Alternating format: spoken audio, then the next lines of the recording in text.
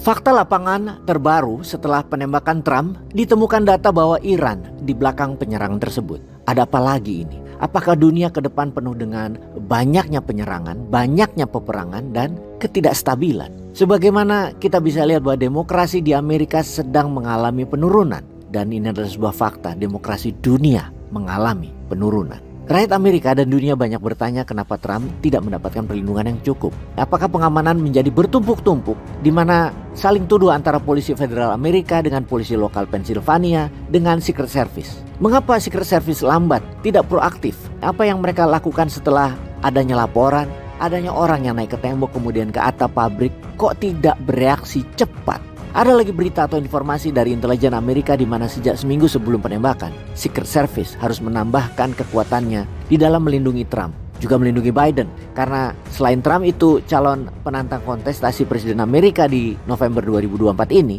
Trump juga mantan Presiden Amerika yang masih mendapatkan haknya dilindungi Secret Service selama 24 jam. Boosting atau penambahan kekuatan terjadi karena intelijen CIA mendapatkan informasi bahwa Iran akan membunuh Trump.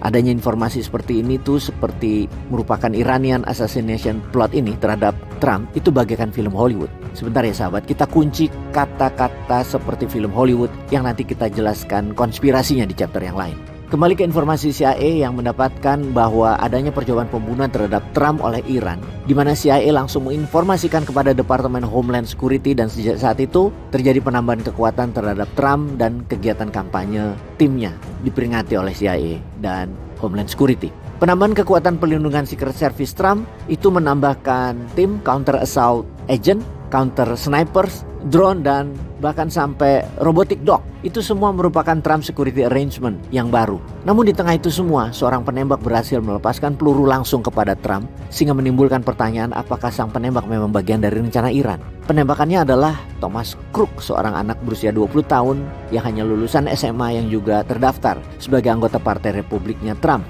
Crook menurut data sejak kecil sering dibully, juga merupakan seorang penyendiri. Kemudian dia mendaftarkan diri sekolah menembak sebagai ekspresinya akan melawan mungkin. Menurut logika sementara, seharusnya Crook tidak berhubungan dengan gerakan Iran.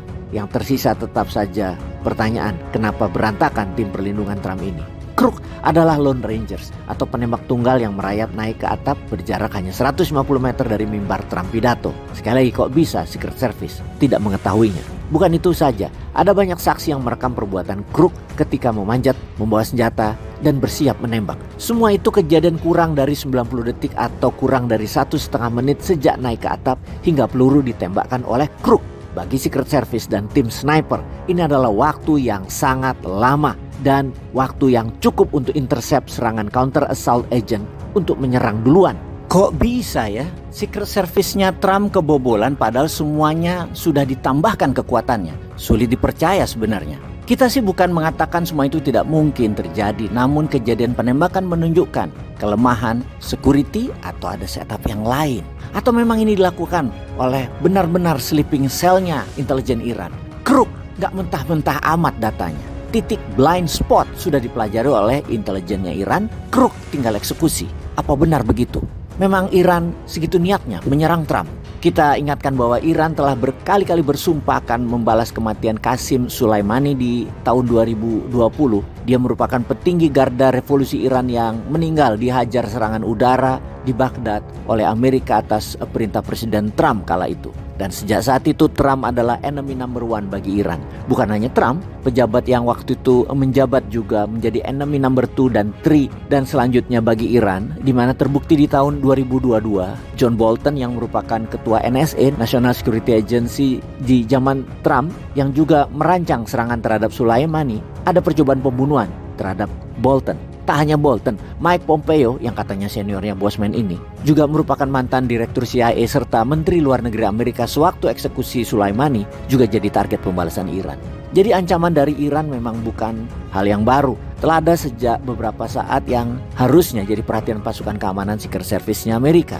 Jadi pada kejadian penembakan Trump kali ini, apakah ini pengalihan isu yang dituduhkan kepada musuh negara atau murni penyerangan Crook bersifat pribadi tanpa cerita konspirasi?